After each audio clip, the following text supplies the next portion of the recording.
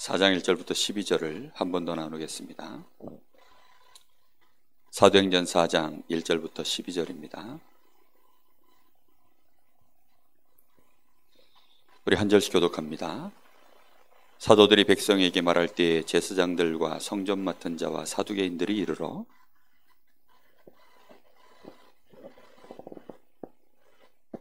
그들을 잡음에 날이 이미 저물었으므로 이튿날까지 가두었으나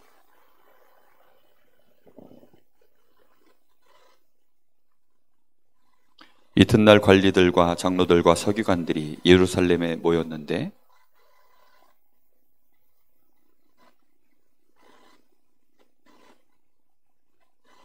사도들을 가운데 세우고 묻되 너희가 무슨 권세와 누구의 이름으로 이 일을 행하였느냐?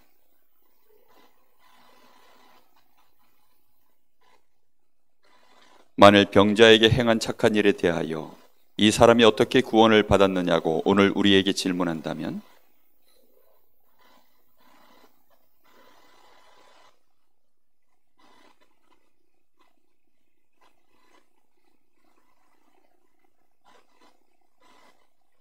이 예수는 너희 건축자들의 버린 돌로서 집 모퉁이의 머릿돌이 되었느니라. 다른 이로서는 구원을 받을 수 없나니 저나 사람 중에 구원을 받을 만한 다른 이름을 우리에게 주신 일이 없음이라 하였더라. 아멘.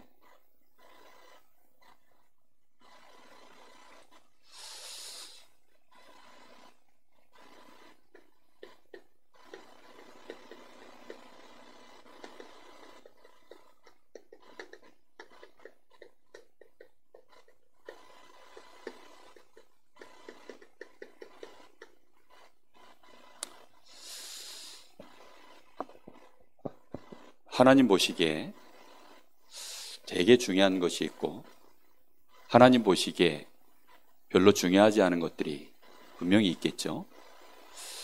중요한 것은 우리가 하나님의 기준으로 우리도 똑같이 중요하게 여길 것을 중요하게 여기고 별 가치 없는 것들은 가치 없게 여기고 또 길게 봐야 될 것들은 길게 보고 잠깐 빨리 지나가야 될 것들은 빨리 지나가고 이제 이런 걸 잘해야 사실은 보조를 맞추는 거죠.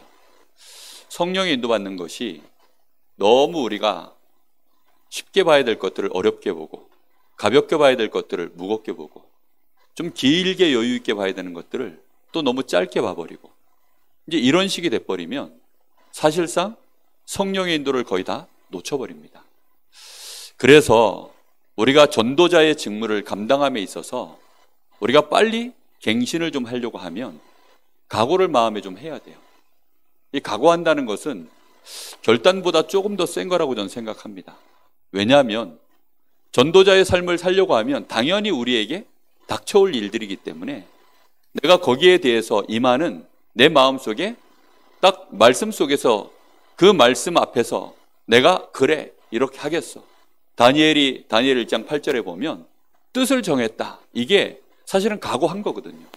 내가 왕이 주는 이 진미를 먹지 않으면 틀림없이 나에게 어려움이 올 건데 사드락 메삭 아벳느고가 우상 숭배 안 하면 반드시 나에게 위기가 올 건데 거기에 대해서 미리 뭘 한 거죠? 위기를 피하겠다는 게 아닙니다. 그렇죠? 그 위기가 오면 그냥 온몸으로 맞겠다는 거예요. 뭐 불 가운데 들어가도 할 수 없어. 나는 거기에 대해서 이미 뭘 한 거예요? 각오를 딱 잡은 겁니다. 우리가 정말로 전도자의 삶을 살려고 하면 사실상 세상과 사단과 틀림없이 우리가 걸어가야 되는 이 걸음 안에는 그런 어려움들이 올 수밖에 없습니다. 자, 그래서 반드시 우리가 먼저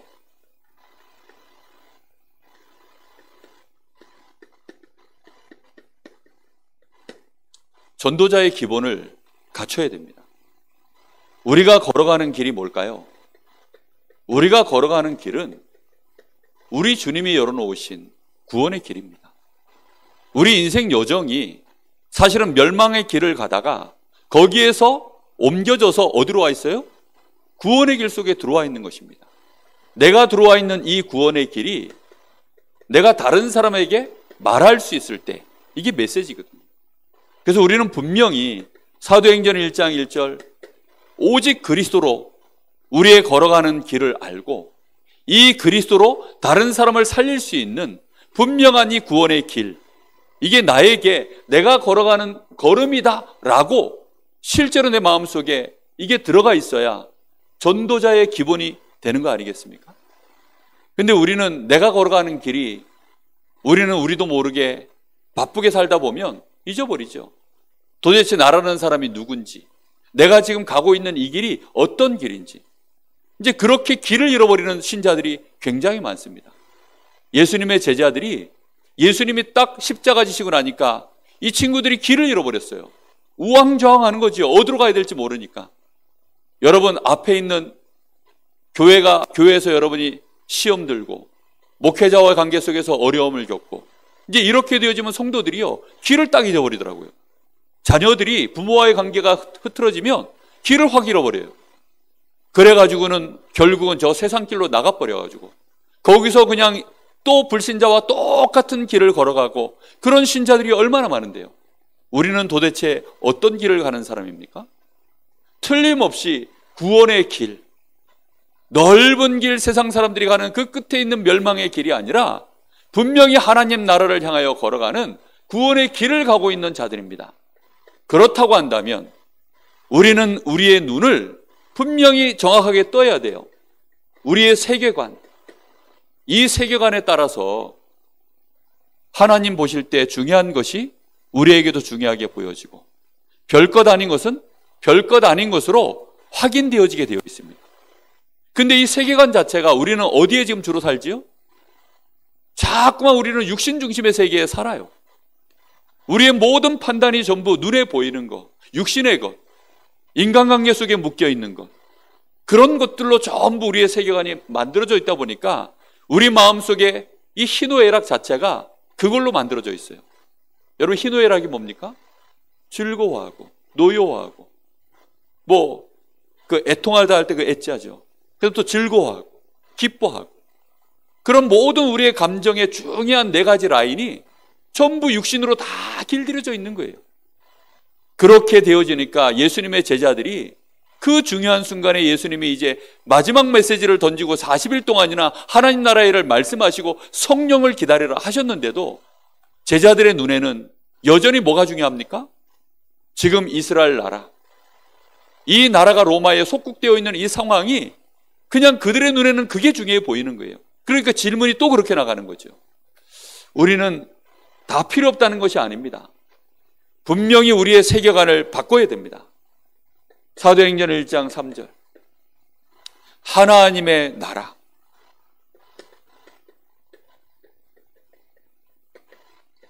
우리가 진짜 어디에서 살고 있습니까?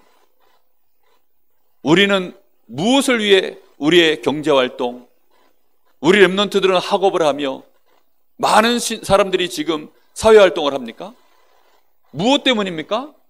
하나님의 나라 안에서 우리가 진짜 하나님의 나라의 일을 이루고 그 일에 하나님이 우리를 부르신 분명한 사명이 있기 때문에 이 일을 감당하는 거거든요. 목사니까 합니까? 아닙니다. 목사라도 세계관이 없는 사람들은 전도하지 않습니다. 정말로 하나님이 주신 분명한 하나님의 나라를 이루는 이 일에 생을 걸지 않아요. 아무리 조그마한 어린아이를 할지라도 이런 세계관을 분명하게 가지고 있으면 하나님께서 요셉처럼 다윗처럼 초대교회의 연약한 성도들이지만 그들을 통하여서 하나님의 역사를 이루어 가시는 줄로 믿습니다. 우리는 우리의 세계관을 점검하셔야 돼요. 우리도 모르는 사이에 세상 나라의 이 세계관, 다시 말하면 사단이 우리에게 함정과 틀과 올무로 각인 뿌리 체질화 만들어 놓은 거기에 우리 세계관이 물들어 있어요.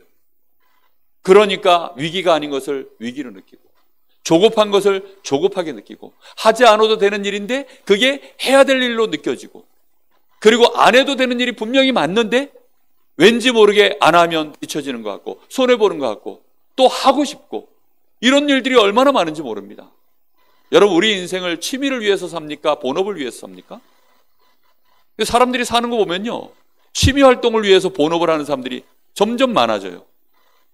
낮에 일하고 이제 일 끝나고 나서 술 한잔 하는 거 아니면 이 마음 맞는 사람들하고 어울려 노는 것, 그것 때문에 본업을 삼아가지고 그렇게 인생을 사는 사람들이 정말 많더라고요. 여러분, 우리가 세계관을 바르게 갖지 않으면 사실상 우리는 쓸데없는 에너지와 시간을 너무 많이 낭비하게 되어 있습니다.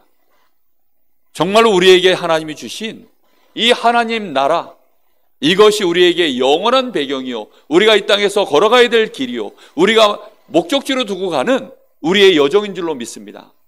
그렇다라고 한다면 그것이 우리에게 정말로 이제는 그 안에서 사명이 발견되어져서 하나님이 나에게 맡겨주신 이 일, 이게 발견될 만큼 가야 됩니다.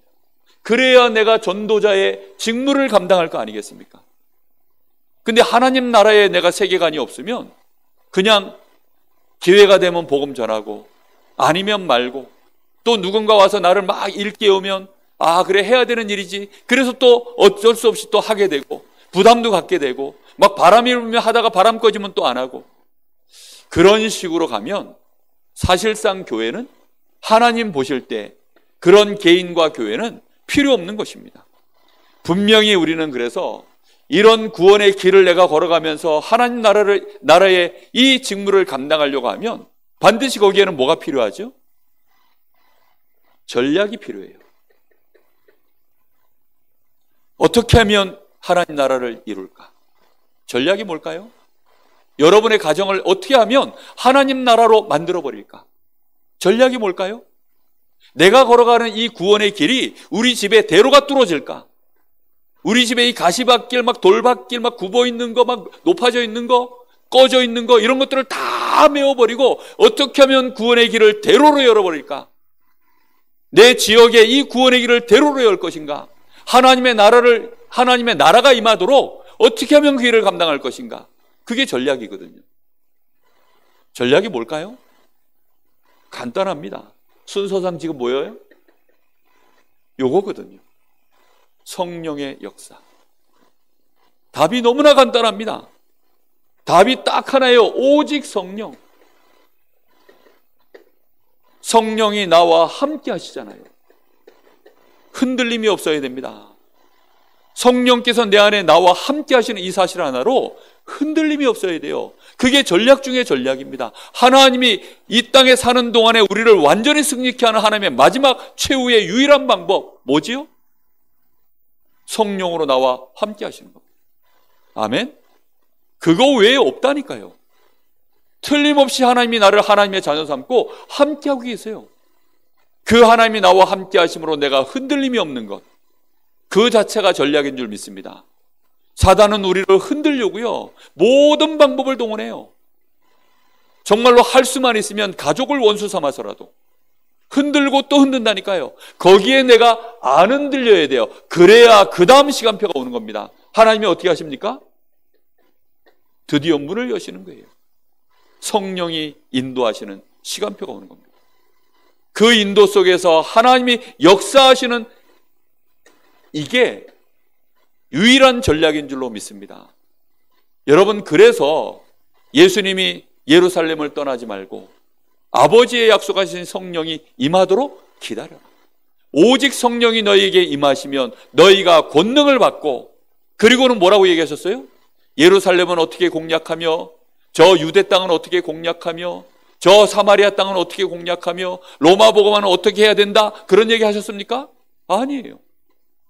그냥 땅끝까지 가서 성령의 충만함을 받으면, 권능이 임하면 너희가 증인이 되리라 그랬습니다. 답이 그거밖에 없어요. 너무 간단하니까 그 사이에 뭔가가 많이 있는 줄로 착각하는데 아닙니다. 그래서 지금부터 여러분들이 각오를 하셔야 돼요. 무슨 각오를 해야 되느냐? 나는 정말로 이거 하겠다. 제한된 집중. 이게 안 돼요. 주일 오전에도 제가 메시지할 때 이 얘기를 했죠. 사람들이 하나님께만 완전히 집중하는, 이 문제 저 문제 있어서 하나님 바라보는 거 말고, 내가 어렵고 연약하고 힘들어서 하나님 바라보는 거 말고, 그거 다 띄고, 그야말로 차, 포, 졸 다 띄고, 그냥 팔다리 다 잘라버리고 어떻게 하라고요? 알맹이만 가지고 하나님 바라보라. 그 제한된 집중. 이거 만약에 여러분이 할 수 있다면 무조건 승리합니다. 분명히 하나님은 우리에게 이미 주신 축복이 있어요.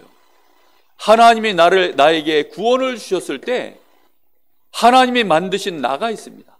재창조의 역사로 나를 축복해 놓으신 내가 있어요. 하나님이 나를 어떻게 해놓으셨습니까? 창세기 1장 27절 이 축복을 회복시켜 놨다니까요. 누가 뭐라 그래도 나는 유일무이한 하나님의 형상입니다. 여러분 두 가지 이게 없어요. 내가 누군지에 대해서 잘 알아야 돼요. 그래야 다른 사람하고 비교 안 합니다. 그리고 저 사람을 저 사람하고 비교를 안 해요. 얼마나 많은 사람들이요 서로를 비교하고 나 자신을 비교해서 그것 때문에 힘들어하고 어려워하고 그 미궁에 그 함정에 빠져서 끊임없이 고통당하고 못 빠져나오는 이런 신자들이 얼마나 많은데요. 그런 사람들이 세상에 꽉 찼습니다. 왜 우울증이 옵니까? 왜 낙심이 됩니까? 못 찾아서 그래요. 나는 유일한 존재라니까요. 어떤 존재예요? 하나님의 형상이에요. 하나님의 형상이라니까요. 여러분 어떤 형상을 이 땅에서 가지면 대단할까요? 하나님 못 봐서 우리가 솔직히 잘 모르죠. 근데 창조주이신 그 하나님의 형상이 나예요. 내가 그분의 자녀입니다. 거기에 대하여 내가 진짜 집중하는 것입니다. 그 말은 무슨 뜻이죠? 하나님의 은혜를 받고 하나님이 주시는 힘을 받으면 그때부터 하나님과 소통되기 시작하면 내가 정말로 하나님을 알기 시작하면 내가 어떤 존재인지 하나님이 창조하신 나를 진짜 발견하면 그래 나는 서밋이구나. 그 누구하고도 비교당할 수도 없고 비교할 필요도 없는 유일무이한 존재 내가 하나님의 자녀구나. 이게 진짜 여러분 이걸로 내 마음속에 자부심이 나오고 이걸로 내 마음속에 자긍심이 나오고 진짜 이것으로 말미암아서 내 마음속에 무궁무진한 에너지 이게 나와야 이게 정상이거든요. 안 그렇습니까? 대통령 사돈의 8촌만 돼도 어깨 힘주고 다니더라. 내가 누군지 알아. 그랬더니 누구신데요? 그랬더니 대통령 사돈의 8촌이래. 참 나 웃겨가지고 내가 아니 대통령 사돈의 8촌만 돼도 어깨 힘 빡 줘요. 우리는 분명히 하나님의 자녀입니다. 하나님의 사돈의 8촌이 아니라니까요. 하나님의 직계, 하나님의 자녀, 하나님의 형상이라니까요. 근데 왜 우리가 힘이 안 납니까? 하나님의 형상인 거 알겠는데 한 가지를 안 해서 그래요. 창세기 2장 7절입니다. 진짜 하나님이 주신 힘. 하나님이 우리에게 호흡을 가지고 우리 코에다가 틀림없이 뭘 불어넣었어요? 생기를 불어넣었어요. 생기를 불어넣었는데 우리의 콧구멍에 그러면 첫 번째 기능이 제1번된 최고의 기능이 뭐죠? 하나님의 생기가 들어오는 구멍입니다. 할렐루야. 처음 하셨죠? 아, 이 구멍 이게 하나님이 생기가 들어오는 이게 구멍이구나. 하나님이 콧구멍을 뚫어놓고 거기다가 뭘 했다고요? 창세기 2장 7절에 하나님이 그 코에 생기를 불어넣으시니 사람이 생명이 된지라. 우리의 영의 생명이 우리가 영적인 존재가 되어지고 뿐만 아니라 우리 육신의 모든 뇌와 우리의 모든 오장육부, 우리의 모든 미세혈관, 모세혈관 하나하나까지 전부 살아나고 우리 뇌에 400억 대의 슈퍼컴퓨터가 들어있다는데 그 슈퍼컴퓨터가 이게 돌아가는 그 시작이 하나님이 우리 코 속에 생기를 불어넣을 때 손가락 2개 한 이유 아시겠죠? 네? 여기다 불어넣었어요. 그거 할 때 우리의 육신의 생명, 더 나아가 우리의 영혼의 생명, 그게 충만해진 줄로 믿습니다. 여러분 그래서 호흡하면서 나에게 성령의 충만함을 주십시오 하는 순간 둘 다가 살아나요. 알겠습니까? 길게 호흡하면서요 정말로 하나님 나에게 부으셨던 그 생기, 그 성령으로 충만하게 하여 주옵소서. 그 시간을 꼭 가지세요. 아시겠습니까? 저는 정말로 이걸 하고 있기 때문에 단 하루도 이걸 포기한 적이 없어요. 이걸 포기할 수 없는 부분입니다. 이게 없으면 전 죽어요. 이게 없으면 안 되는가를 이제 알아요. 여러분, 핸드폰, 스마트폰 없으면 이제 사는 게 참 힘드시죠? 그죠? 혹시 뭐 서울을 간다? 아이고, 너무나 말도 안 되는 소리죠. 그죠? 누가 걸어서 서울 간다 그러면 참 제가 대단하다 느끼든지 미쳤구나 이렇게 느낄 겁니다. 안 그렇습니까? 진짜 우리가요, 이 힘을 얻어보면 없이는 못 삽니다. 진짜예요. 이거 없이는 못 살아요. 이걸 어떻게 설명할 길이 없네, 진짜. 이거는 하시면 알아요. 무조건 하나님은 살아계시고 나는 하나님의 형상으로 만들어졌으니 하나님이 우리 코에 생기를 불어넣은 게 틀림없으니 그렇게 하면 힘이 나와요. 근데 이것만 안 해. 너무 안타까운 거 있죠.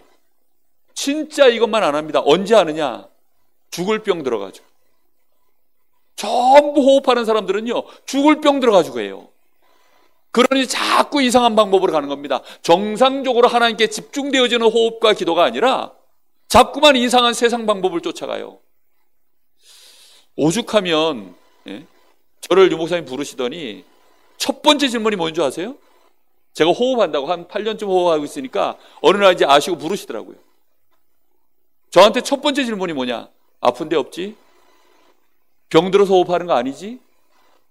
기도하려고 호흡하는 거 맞지? 딱 세 질문 하시더라고요. 세 질문. 정말 안 해요. 정말.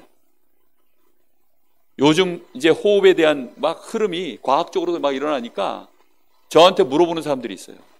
안 가르쳐 줍니다. 왜 안 가르쳐 준 줄 아세요? 안 해. 내가 수없이 쏘갔어요. 안 해요. 안 해. 정성을 다해서 가르쳐 줘도요, 안 합니다. 진짜 하는 사람들은 질문이 계속 들어오거든요. 진짜 하면 달라지거든요. 진짜 안 합니다. 우리 집의 자녀들이 제가 이걸 하는 걸 거의 10년을 봤거든요. 좀 흉내내다가 또 안 하고, 좀 바람 타면 또 하다가 또 안 하고, 안 합니다. 안 해. 정말 안타깝습니다. 그러다 보니까 뭐가 안 되느냐? 힘이 없는데 어떻게 누립니까? 창세기 2장 1절에서 18절. 힘없는 자는 누릴 수가 없어요. 정말 누리셔야 되거든요. 이렇게 누려져야만 그 사람에게 그 사람이 정말로 영적인 상태가 어디로 연결되어져요? 보좌로 연결되어지는 것입니다.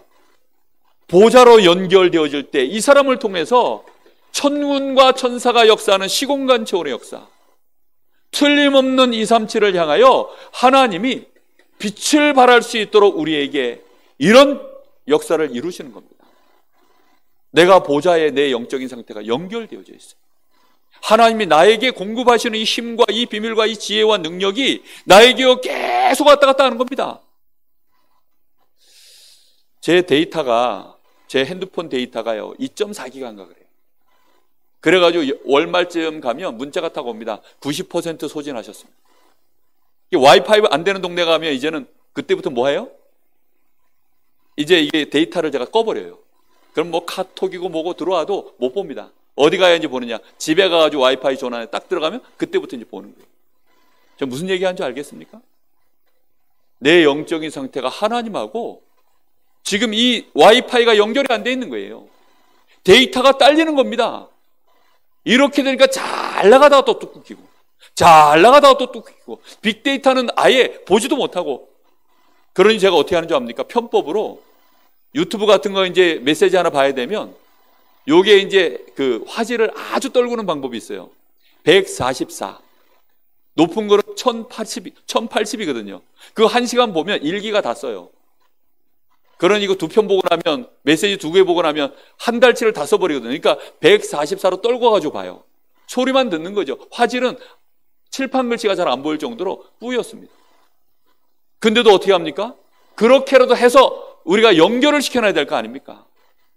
하나님과 내가 이 축복을 진짜 누리고 있어야 하나님이 나를 통해서 하나님 나라의 일을 시작하시는 거예요. 이렇게 되어져야 그때부터 하나님은 우리를 통하여 나를 증인으로 세우는 증거를 허락하시는 것입니다. 그걸 보고 전무후무라고 하는 거예요. 전무후무. 어느 날 시간 지나 보니까 갑자기 전무후무한 것이 아니라 렘넌트 7명을 하나님이 전무후무한 자로, 그죠? 그에게 주신 그 업 자체가 전무후무한 일로, 하나님은 우리 교회를 그렇게 전무후무한 증인들이 세워져 있는 교회로 축복하실 줄로 믿습니다. 이 제한된 집중에 여러분 정말 뭐 하라고요? 각오를 하셔야 돼요. 왜 각오해야 될까요? 방해하는 게 진짜 많아요. 이거 하면요, 사람들이 어떻게 생각하는 줄 압니까? 저보고는 뭐라 그러냐? 저 강원 도 나왔다 그러더라고요. 원석 도 나왔다 그러더라고요. 제가 이거 제한된 집중 해보려고 몸부림을 치고 있으니까 안 할 수가 없으니까. 그래 뭐 수련회 가도 하고 뭐 어디 뭐 집회 가도 하고 이러니까 밤에 무조건 저는 시간 장소 딱 정해놓고 추울 날은 나갈 데가 없어요. 그러니까 그냥 뭐 안에 숙소에서 혼자 사고 있으니까 또 도 나왔다 도 나왔어. 누가 주러 온 줄 알아요? 제 동기 목사님들, 같이 사역하는 목사님들. 친하니까 농담 삼아서 왔다 갔다 하면서 하는 얘기인데 그러거나 말거나 정말로 이거에 포기하지 않고 계속했어요. 여러분 진짜면 사단이 그냥 있지 않습니다. 주변에서 잠깐 조롱할 수도 있어요. 그건 뭐 타락하느냐? 아닙니다. 진짜 해보세요. 이렇게 되어져야 우리는 정말로 이 현장을 이겨냅니다. 왜 우리는 반드시 제한된 집중을 해야 되느냐? 이거 안 하면 모든 사람이 복음을 이해하고 있으면 좋은데 복음을 이해한 사람이 없어요. 진짜 복음 이해한 사람이 없습니다. 얼마만큼 없냐?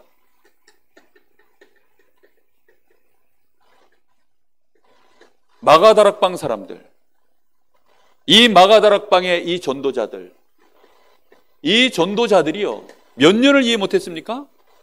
예수님과 3년을 같이 다녔는데도 복음 이해를 못했어요. 무슨 말인지 이해됩니까 지금? 복음 이해하는 것이요 절대 쉽지 않습니다.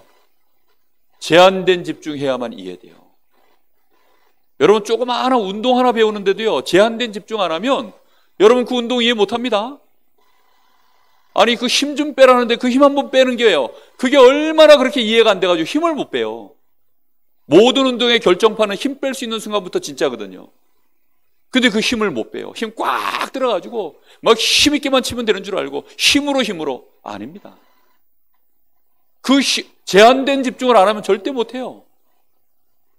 여러분 뭐든지 모든 분야가 다 그래요. 진짜 이 제한된 집중을 해야만 거기에서 우리는 이 복음이 진짜 이해되는 것입니다. 근데 사람들은 이거 안 하고 그냥 복음이 내가 이해된 줄 알아요. 그런 사람들하고요 얘기하면 복잡합니다. 대화가 안 돼요. 하나도 모르는 주제에 아는 척하고 떠들어대는데 그거 맞춰주는 게 골치 아파요. 그렇습니다. 여러분 이 제한된 집중을 해봐야 돼요. 이 시간이 있어야 여러분 복음이 진짜 이해되어집니다.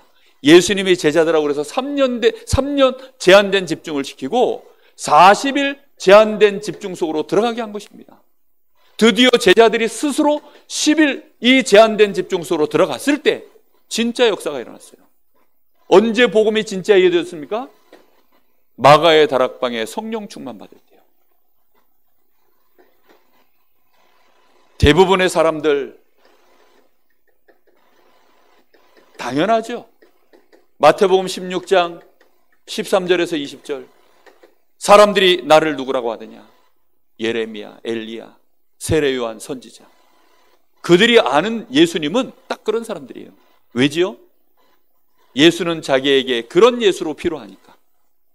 자기에게 진짜 정작 필요한 것은 그리스도가 필요하다는 걸 몰라요. 진짜 그리스도면 다 되고 그리스도로 모든 문제 끝났고 그리스도를 계속 붙잡으면 하나님의 나라가 임하고 성령의 역사가 일어나는 이 엄청난 비밀, 이걸 맛을 못 보니까 전부 어디로 가느냐? 또다시 엘리야와 같은 당장 필요한 능력, 당장 이건 이렇고 저건 저렇고 이건 틀렸고 이건 맞았고 그걸 따져야 되는 세례 요한. 안 그렇습니까? 그래도 슬퍼할 땐 슬퍼하고 그래도 뭐 박에 막 이럴 땐 이래야지. 맞아요. 맞는데 그래가지고는 복음 이해한 게 아니에요. 그거는 불신자들도 다 알고 있는 부분입니다. 세상의 종교에서도 다 하고 있는 부분들이에요. 진짜 우리가 복음을 알려고 하면 제한된 집중 속으로 꼭 들어가시기 바랍니다. 이게 안 되어지면 심지어는 교회의 지도자들까지도 절대 모르는 것입니다. 바리새인들, 오늘 여기 산헤드린 공회의 이 중요한 인물들이요, 전부 성경을 정말 잘 아는 사람들입니다. 그런데 이 사람들은 뭘 모르느냐? 말씀의 흐름, 이것만 몰라요. 여러분, 저는 예전에 교회 다닐 때, 그리고 지금도 많은 교회들이 연말 연시가 되어지면 말씀 제비뽑기 하는 걸 봐요. 전 그거 볼 때마다 참 큰일 났다 싶은 생각이 듭니다. 아니 뭐 말씀 성구 좋은 거 가지고 제비뽑기 하는 게 뭐 나쁩니까? 나쁜 건 아니에요. 근데 흐름은 하나도 모르고, 이런 배경 하나도 모르고 그저 좋은 말씀 하나 뽑아가지고 마치 그냥 뭐 좋은 뭐 세상에서 좋은 뭐 우리에게 덕담 비슷하게 말씀 한 구절 뽑아가지고 이걸로 막 이렇게 하고,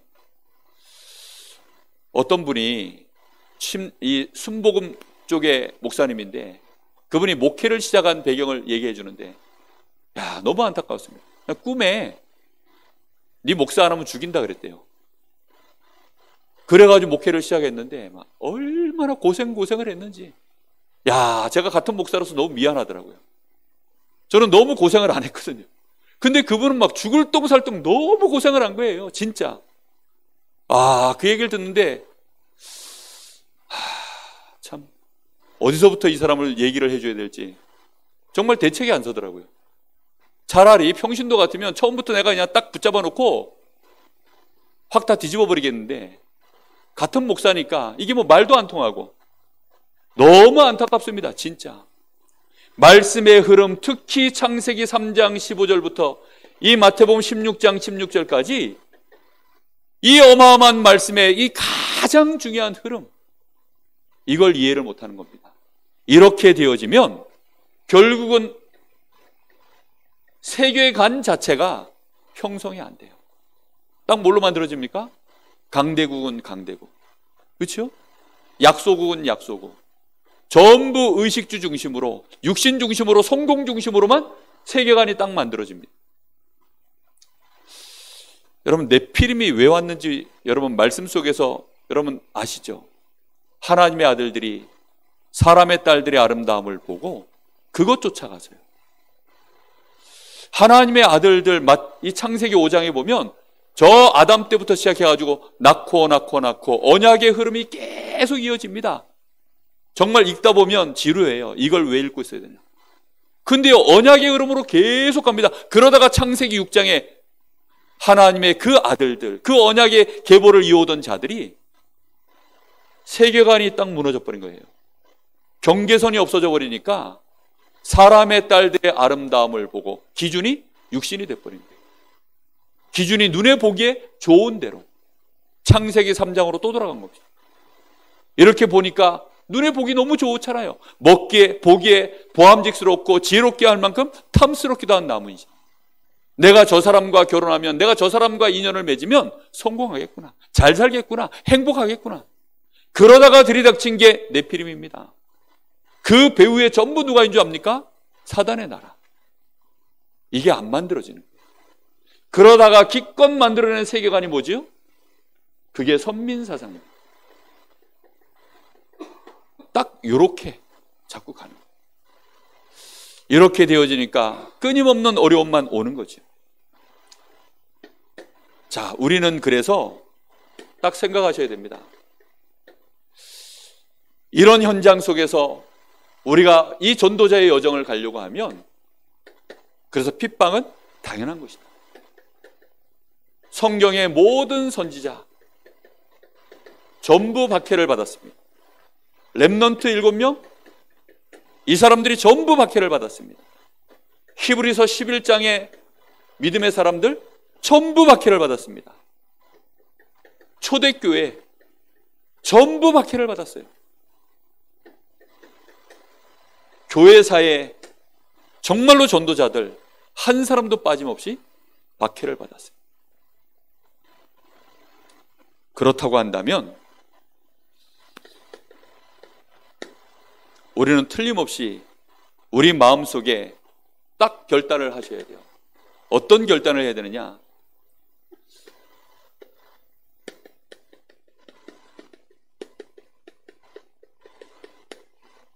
영적인 마스터 플랜.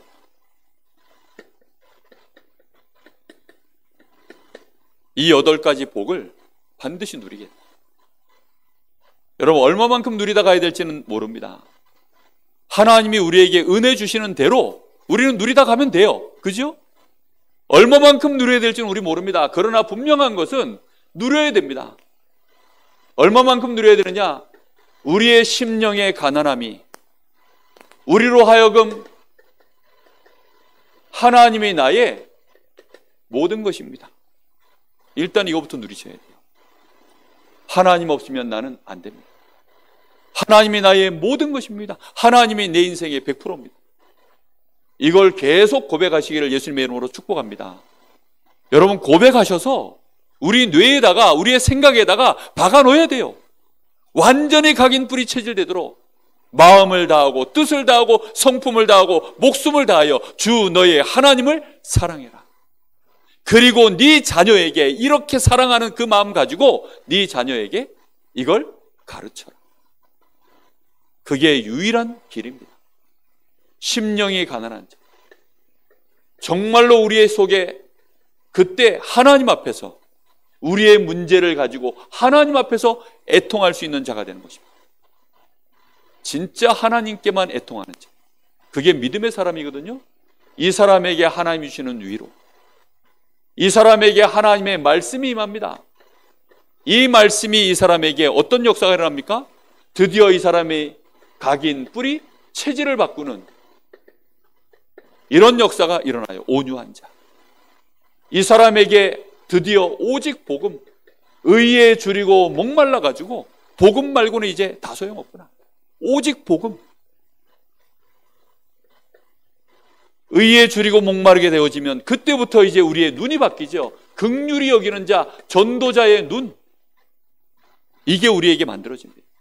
왜 제가 이렇게 삼각형 피라미드 모양으로 만들었습니까? 이 시간이 충분해야 돼요. 정말 하나님과 나, 이 시간이 충분해야 돼요. 그 속에서 하나님의 위로를 받고 거기에서 하나님의 말씀으로 정말로 나의 체질을 바꾸고 그 안에서 우리에게 주시는 이 오직 복음의 눈이 열려져야 돼요. 그리고 나면 드디어 우리는 만남 속에 우리의 현장에 긍휼한 자로, 더 나아가서 뭐합니까?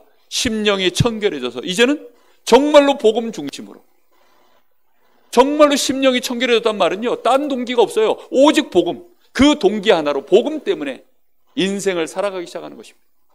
거기에 이제 하나님이 뭘 합니까? 문제를 해결하기 시작해요. 화평케 하는 자, 증거로 허락하시기 시작합니다. 더 나아가 필요하다면 하나님은 큰 역사를 이루기 위해서 그토록 사랑하는 전도자가 박해를 받는 그 시간표까지 하나님이 문을 여시는 것입니다. 한 시대를 축복하는 하나님이 큰 하늘 군대를 동원하고 시대를 움직이는 역사는 정말로 전도자가 박해를 받는 시간표가 왔을 때, 그때 하나님이 큰 문들을 여시는 것입니다. 이걸 우리의 가슴 속에 지금부터 내가 내 영적인 상태로 기준으로 삼고 누리시기 시작하시면 될 줄로 믿습니다. 자, 그러면 이제부터 실제 힘을 기르는 시간을 가지시면 됩니다. 실제 힘이 있으셔야 돼요. 아무리 좋은 거 먹어도 힘이 없으면 힘 없는 겁니다. 그렇죠? 아무리 내가 많은 이론을 가지고 있어도 내가 아프면 아픈 거예요. 근데 아무것도 모르는데 안 아프다, 그럼 건강한 거죠. 안 그렇습니까? 아니, 수영 가지고 뭐 천하 없는 논문을 막 수없이 써가지고 박사학위를 땄어도 물에 던졌더니 수영을 못한다, 그러면 수영 못하는 사람이에요. 저 어렸을 때 동네에서 애들하고 같이 생존 수영 배웠거든요. 저는 폭풍이 몰아치는데도 거기서 살아남는 수영을 배웠어요. 저 수영장에서 폼 잡고 멋있게 강사들한테 배운 수영 가지고는 파도 치는 날 저 강릉 앞바다에 나가면 수영 못합니다. 제가 한 번에 이렇게 보니까 한 사람이 수영을 하는데 수영장 수영이야. 그래가지고 수영을 하는데요, 탁 머리 넣고 폼 잡고 쫙 해가지고 탁 해서 숨 쉬고 탁 해서 숨 쉬는데, 수영장 같으면 괜찮아요, 파도가 없으니까. 근데 딱 했는데 파도가 쑥, 이 사람이 컬럭컬럭 하더니 그 다음부터 그렇게 안 하는 거예요. 생존 수영은 어떤지 아세요? 바다에서 하는 수영은 머리 딱 들고 칼치기입니다. 칼치기. 우리 목사님 잘하시는데 칼치기. 배영을 이 평영을 해도요, 절대 머리 물속에 넣고 이런 거 안 해요. 머리 딱 들고 파도 오는 거 다 보면서 머리 들고 절대 물속으로 머리 안 들어갑니다. 그게 실제거든요. 수영이 어떻게 해서 그렇게 됐냐? 그게 환경에 따라서 실제 그렇게 된 거예요. 우리가 진짜 하나님 주시는 힘, 이거 얻는 시간, 그 시간이 우리에게는 반드시 있어야 돼요. 그래서 정시기도 시간, 이 시간은 반드시 우리에게 시간, 장소, 이걸 제한시켜야 됩니다. 시간과 장소를 제한시켜야 돼요. 저는 이건 반드시, 저는 틀림없이 여러분한테 얘기할 게 있어요. 이 시간이 있어야 됩니다. 저는 집에서 하는 것은, 강릉에서 하는 건 너무 이제는 뭐 저에게 자리가 잡혔기 때문에 합니다. 문제는 나갔을 때야. 나가면요, 혼자서 숙소를 쓰는 경우는 없잖아요. 그럼 밤에 이제 제가 정시기도를 해야 되는데, 그거 어디서 해야 되느냐?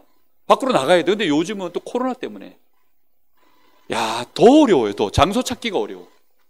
그러니까 어쩔 수 없이 같이 놀다가 포럼하고 다 하다가 다 잠들고 나면 살그머니 창문을 엽니다. 그러면 이제 그 사람들이 다 자다가 감기가 들든지 말든지 난 상관없이 창문을 엽니다. 그리고 뭐 하느냐? 나가가지고 해요. 그 바람 쐬면서 계속. 이 시간이요, 포기할 수 없는 시간입니다. 이거는 내 몸에 양치 안 하고 자면 못 자는 사람, 손발 안 닦고 자면 못 자는 거와 똑같이, 이거는 몸의 습관과도 같은 것이고 진짜 힘과도 같은 거예요. 이걸 반드시 가지고 계셔야 됩니다. 진짜 하면 시간이 늘어나요. 진짜 하면 힘이 생깁니다. 여기에서 뭐가 오느냐? 5가지 힘이 반드시 나옵니다. 여러분, 이 시간이 여러분에게 꼭 내가 이걸 가지고 말겠다, 이거 하는데요, 방해가 정말 많아요. 일단 누가 방해하느냐? 내가 나를 방해해요. 절대 안 됩니다. 그래서 어떻게 해야 되느냐? 각오를 하셔야 돼요. 왜요? 세상엔 복음 이해한 사람이 없어요. 그 말인즉 아무도 나를 이해할 자가 없다는 뜻입니다. 내가 진짜 복음 중심으로 내 인생 살려고 하면 나를 이해해 줄 자가 아무도 없어요. 정말 여러분 이 힘을 회복하셔야 돼요. 그래야만 여러분의 가정에, 아까도 얘기했지만 구원의 길을 대로로 열어버립니다. 그런 제자들이 일어났을 때 3,000 제자를 하나님이 붙이시고 5,000 제자가 일어나고 귀부인 헬라인들, 이런 사람들이 돌아오고 로마가 복음화되어지는 그 역사까지 이 구원의 길이 끊어지지 않고 계속 이어져 가는 순례자의 여정, 정복자의 길, 이게 계속된 줄로 믿습니다. 이런 힘 있는 증인들 꼭 되시기를 예수님의 이름으로 축복합니다. 기도하겠습니다. 우리 잠시 말씀 붙잡고 기도합니다.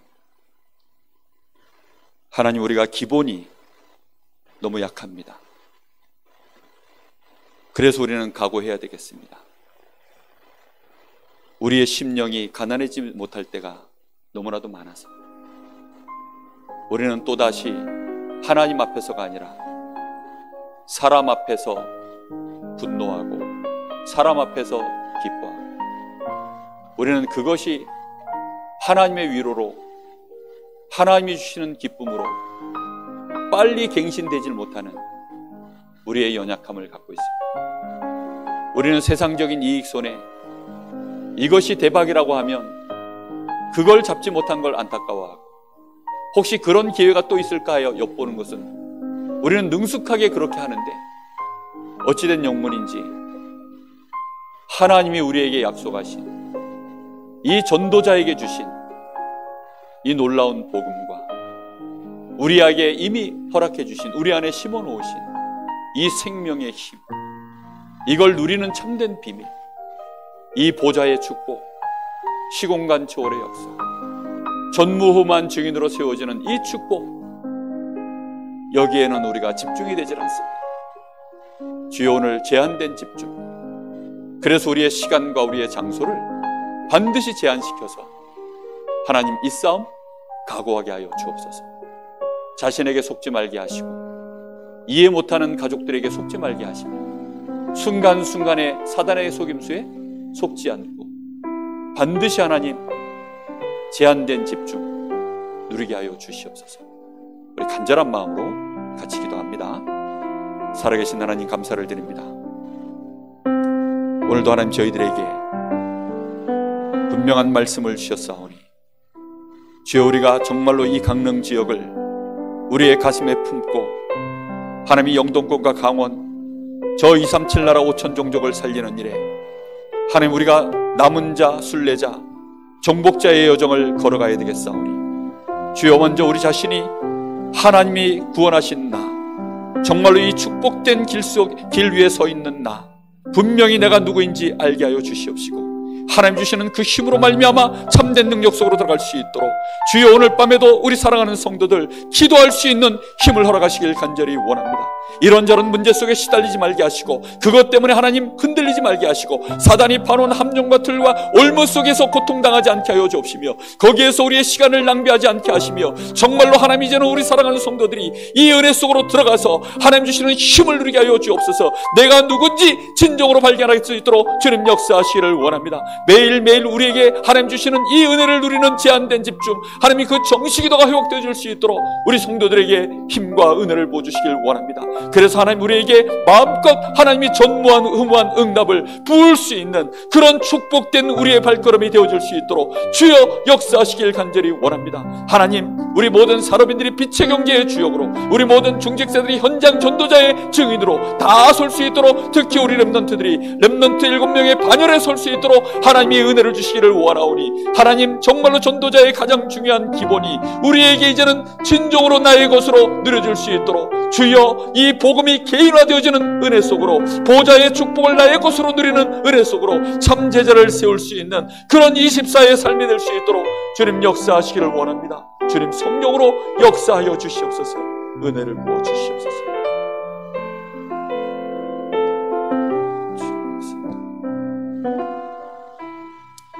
하나님, 참 감사를 드립니다. 우리가 어디에 우리의 마음이 지금도 흐르고 있는지, 무엇 때문에 우리의 마음이 묶여 있는지, 무엇 때문에 우리의 생각과 마음이 여전히 이곳저곳으로 끌려가고 있는지, 하나님 오늘 밤 저희들이 우리의 영적인 상태를 보게 하시고 우리의 심령이 다시 가난해질 수 있도록 우리에게 복을 주시길 간절히 소원합니다. 하나님, 알게 하여 주옵소서. 내가 누구인지 알게 하여 주옵소서. 하나님이 주시는 힘이 우리에게 진정으로 확인되게 하옵소서. 누려지게 하옵소서. 실제로 소유하게 하여 주옵소서. 그 힘 가지고 나를 살리고 모든 것 살아나는 증거를 보게 하여 주옵소서. 오직 성령 충만 속으로 날마다 더욱더 들어갈 수밖에 없는 그 은혜가 일어나게 하옵소서. 하나님께 영광이 되어지는 우리의 여정이 되기를 간절히 소원합니다. 살아계신 예수님의 이름으로 기도하옵나이다.